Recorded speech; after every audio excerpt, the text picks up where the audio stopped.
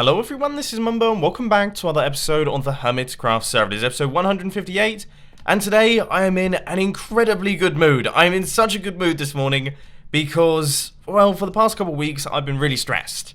I've been stressing out because, of course, I have the move. I had to move out of the old studio and into the new studio. And I never realized, how stressful moving house is. It's ridiculous how stressful it is. Just trying to get everything together, just the simplest little things, they're just impossible to clear up. It takes 10 times more trips than you actually expect. Like, you look at something, you're like, oh, plates and stuff like that, that's no big deal. But obviously, that's one whole trip. And then you have to do another trip, and what on earth is this?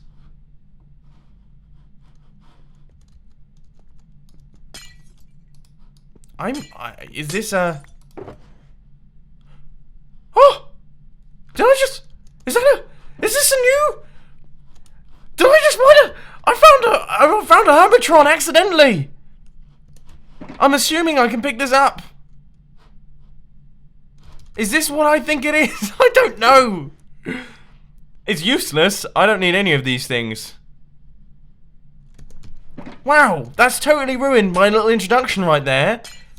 Ah! Whoa! We found another one! We found two! Two Hermitrons! I can only do one. I'm going to start another episode of Hermitcraft. But anyway, as I was saying, I have now moved all of the furniture into the new studio, and it looks amazing. It looks seriously incredible. I am chuffed to bits. I'm over the moon, and even though I handed in the keys to the old studio this morning, which was a little bit sad, I did feel a little bit sad. I kind of gave it a bit of a pat on the door after I left. But I came back to the new studio and my sadness left me because it looks awesome. Now, yesterday I spent all day filming a studio tour, like a really nice cinematic one. So if you want to see that, I'll put a link to that on the screen and also down in the description. I would highly suggest checking it out because I'm really chuffed with the video and also the studio looks awesome. Why would you not want to see it? But anyway, we have got some serious plans today. As you guys know, this is a massive pain in the backside. It doesn't work. It totally doesn't work. So if we switch it on, which we do by flicking that lever right there, these guys, they don't breed. And I think that's because we're too close to this area right here. So what we are going to do is we are going to destroy all of this and we are going to rebuild it somewhere over here. And then we're going to have to add in like a really big villager transportation system, which is going to be a pretty monstrous project. Okay, this is really bad. This is actually terrible. What happened was that I forgot that I had a bunch of my dinner on, and then zombies happened, and how is that guy wearing my stuff again? He's picked up my stuff. How is he reaching me? He's only punching me with like the tiniest thing! No! Again, okay, we can live, we can do this. I'm gonna have to hit them with an axe. I'm gonna have to take them out with an axe. I'm so stressed out. Oh, he died. Why? How did he get set on fire? I didn't have my sword, did I? Oh my gosh. That was the most stressful thing that I think has happened for my entire Minecraft experience. That might be an overstatement, but I'm going to stand by it. And just like that, our villager breeder has been completely removed. 100% of the previous episode's progress has been removed from my Hermitcraft base. Which, I'll be honest, it doesn't feel particularly brilliant. Obviously, I spent a ton of time on that episode, and it is a bit of a shame to watch it just be taken out in front of my very eyes. But I guess, unfortunately, that's kind of the way these things work occasionally. Anyway, we're now going to head off in this direction over here. I would say we are most likely to get a successful village off over here where there's nothing going on, because obviously we've got the iron farms up there. Those are 3 different villages. Then we have the villager trading area. We need to be very careful of that one. So I think we should probably just build it here. Around about here. I might build it up in the sky so that we can actually see it, and so that we can see when we request a villager, we see it drop down. That might be an idea. So now all I have to do is create the hopper clock, which is going to be controlling this dropper right here. And that should be everything completed. So, we now have a working dropping system that will send out the items. They'll travel around like this. Occasionally, our villagers will pick them up, but most of the time they probably won't. And that's what's going to help us with the breeding. And then, of course, those items, if they don't get picked up, go into these hoppers and feed their way back into that dropper right there. Okay, so that's a really good start. That's a really good start. Now what we have to do is add in the piston that goes at the top. But I don't think we can do that yet because of the way that we need to get the villagers in. So I think I'm just going to place in a slab right there that will allow the villagers to pass through, and then we can add in the piston a little bit later on. Alright, okay, because I've built this before, this is all kind of second nature. For the second time around, the villager breeder is now all constructed. So this is exactly the same design that we used in the previous episode, but this time it should be further away from everything. Now, I have done a little bit of maths, and I've done a little bit of research, and apparently villages need to be a minimum of 64 blocks away, or is it 67? I think it's 67 blocks away from one another to not be considered the same village. So, for example, that iron farm is 67 blocks away from that iron farm, and that one is 67 blocks away, and that just stops them from connecting up and turning into one big village. So, I know we don't have any villages in this area right here. We've got absolutely none, but I've decided to treat this as a village just in case. So, the distance from this villager right here, which is the nearest village, is, I think, 80 blocks. I think I managed to make it 80 blocks away, which should mean there is no connecting here. Okay, nothing should connect up, and this villager breeder should work absolutely fine. Fingers crossed. I mean, I thought that in the previous episode, and that clearly didn't work out too well. So what I'm going to do is I'm going to build a big minecart rail once again, and we are going to transport these guys over. Our first villager has made his way over into the villager breeder, so let's just quickly take out his minecart and try our best to get him down into the cobblestone zone. Now, as I'm sure you remember, this was pretty tough in the previous episode, but hopefully we can just kind of nudge him in. Painless. Absolutely painless. Now, another villager did come with this guy, but I have no clue where he's ended up. He kind of just came up and then bounced off the other dude. And, yeah, he seems to have got stuck. He's got stuck there. He's got stuck on a slope. How's he done that? Oh, okay, so it's where the glass is. Let's see if we can just kind of nudge him up. There we go. He's off. He's off. He's away. Right, let's chase him down and get him into the system as well. This time we have two villagers on the way. So one should be overtaking me around about now. And we'll try our best to push him in before the other one arrives. I don't know if that's going to be possible, but we need to make sure that he doesn't bounce back, because last time he bounced back and made his way back into the system, but we've managed to do it. Okay, let's nudge these guys through, break this guy's minecart, push him in, break his minecart, and now we have to try and control two villagers and get them into a really difficult situation, but we've managed to do the first one. How hard can it be? How hard can it be? Come on! Just drop! Drop down there. That's all it takes.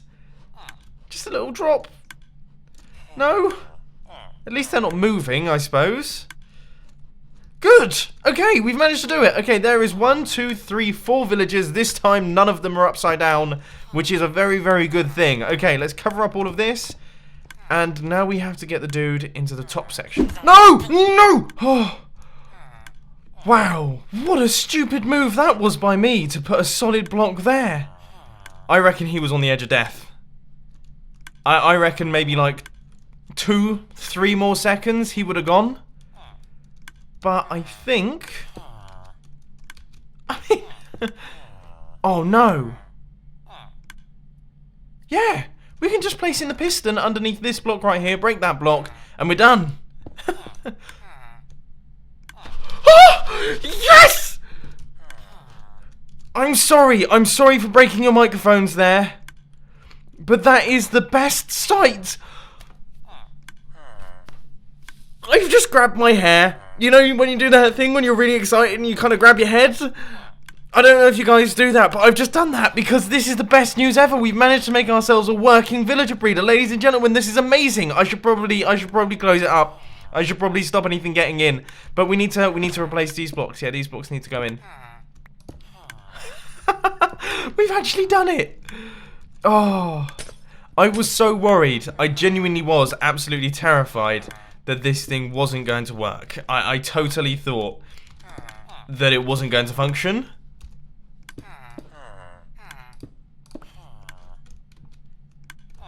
Have we got a little baby? Little babies yet? No babies? You guys have got plenty of time. Don't mind me. I'll look away if you want.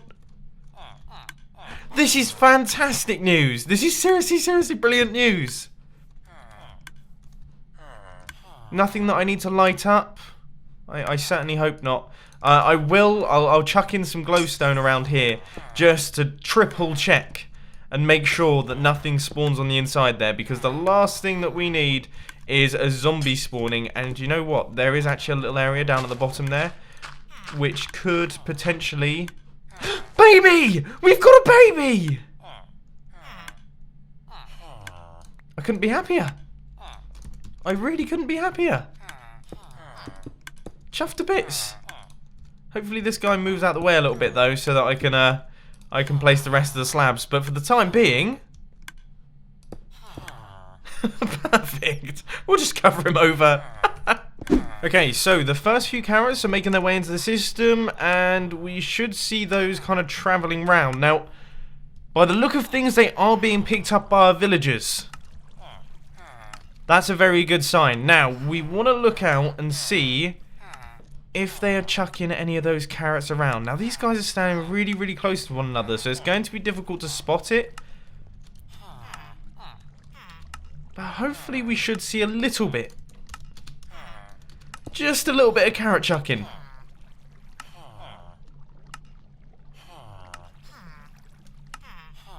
There is another baby villager down at the bottom though, which is a good sign. That means that these guys have been breeding, so maybe there's a chance that they've been breeding so much that they're just a bit tired. They're knackered, they don't want to do it anymore. So maybe I'll leave them to it and we can start working out how we're going to do the villager collection system. Bit of a progress update for you guys. I have now built the entire minecart tunnel. So this thing goes right the way through into the villager breeding area, and we're going to give this thing its first tester. So we've got one minecart inside the dispenser.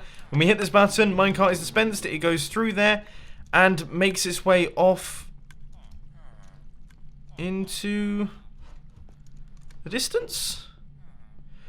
It seems to be getting stuck on the corners, so I've got to do a little bit of work there, but also, by the look of things, I have spaced out my powered rails a little bit too much. Now, I do know that minecarts have more momentum when something is in them, but it definitely looks like that needs to be improved. But this just travels along like this, and then it comes into the villager trading hall this way, and then it makes its way across, and we'll go up through this system, go up round there, and hopefully make its way up into the top. But yeah, there's some serious work to do. Right, let's try again. I have now got probably about 2 or 3 times as many minecart rails, and yet this thing is whizzing through. It is absolutely taken off. You can see all of the levers on the walls. It's not a particularly pretty system, but I think that's going to do the trick. Now, one thing that I think I am going to do is I'm going to add in some glass right here, just to stop any potential zombies from coming through. But there we go, the minecart has gone up, it has made its way into the system. Right, now we just need to hook up a redstone line that is going to run in to that dispenser right there, so that we can request villagers. It is now crunch time. I've hit the button, and I have requested a minecart from the system. And is that what I think it is? We've got one, and that's a really fast system. So I hit the button, and it probably took the best part of maybe, I'd say 15 seconds in total to reach the end there. That's awesome! I don't think there's anything left to do.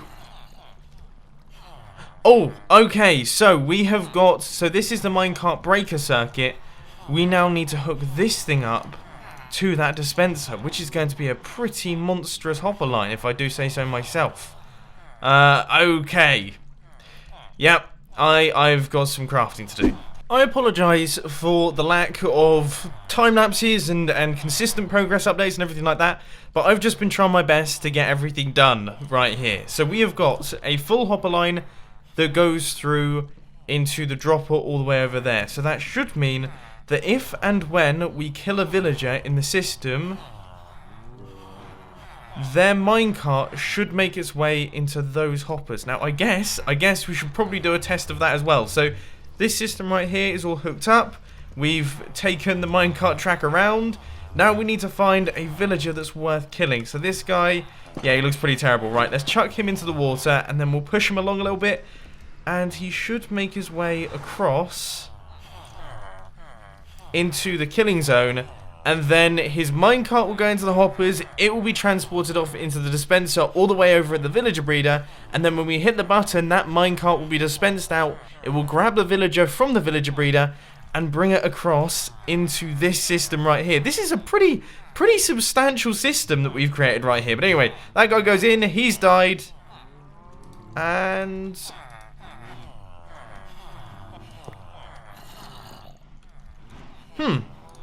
I guess I had set it up wrong. There we go. And off it goes. Right, now I'm going to chase after this thing and I'm going to see if it's actually ended up in the dispenser. And it has! It's actually made it all the way across, as well as a few other bits and pieces, but most importantly, oh my god, it hadn't arrived yet, but it's just arrived. Awesome. Okay, so this thing is fully functional. We have got ourselves a working villager breeder system that I've just realised doesn't have any villagers in it. I'm going to chuck some carrots in and I'm going to try and get these guys to breed, because I would have expected a few babies by now. Oh. Okay, so our villager has been extended the entire time. I'm going to throw in some potatoes because these guys seem to be used to potatoes. I think they've always had potatoes in the farm. So we can see that they are picking them up. And there's some potato chucking going on. We had a little bit of potato throwing just then. A potato was lobbed, and another one. Oh no, that was one coming out of the dropper. But there was a potato thrown then. Alright, okay. So we should, if these guys are like a proper village, which they definitely are, because everyone's been getting the love hearts, we should get some breeding happening soon, because that's how villagers work. So some people were a little bit confused down in the comment section. They were quoting some things from the old ways that villagers used to work. So the way that villages used to work is they used to be based on the number of doors that you had on a village. So the more doors you had, the more willing the villagers were to breed. That got changed. It's now how filled up they are with food that affects it. And also another thing is that people were saying that I need blocks above my doors. That's no longer the case either. So that should hopefully cover all of the questions that I got down in the comment section there. But I'm gonna keep my eye on these guys. I'm going to see what they're up to. I'm going to look out for any love hearts. And then if and when they have a baby, I will then try my best to request that and put it through the system. One thing that I have just thought is I did kill off their kids. That might have affected our villager score. We might have to do a little bit of trading here. Okay, we've got love hearts, but we've got them from the wrong villager. So this guy is love hearting. So that means that our villager breeder is up and running. We are able to do some breeding. I'm guessing that they must have just thrown all the potatoes and they must have fallen down the bottom or something. Who knows? Anyway, this thing is functional.